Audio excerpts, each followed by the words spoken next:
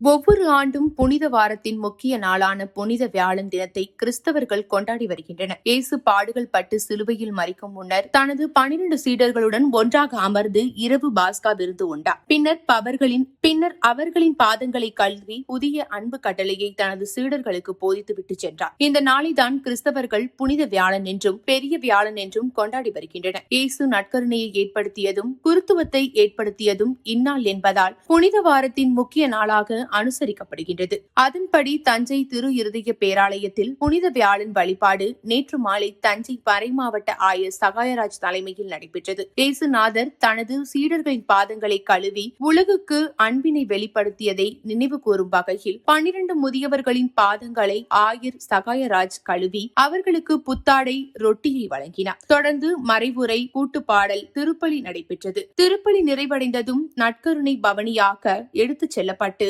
பேராலயத்துக்குள் அலங்கரிக்கப்பட்ட மேடையில் இறைமக்கள் வழிபாட்டிற்காக வைக்கப்பட்டன.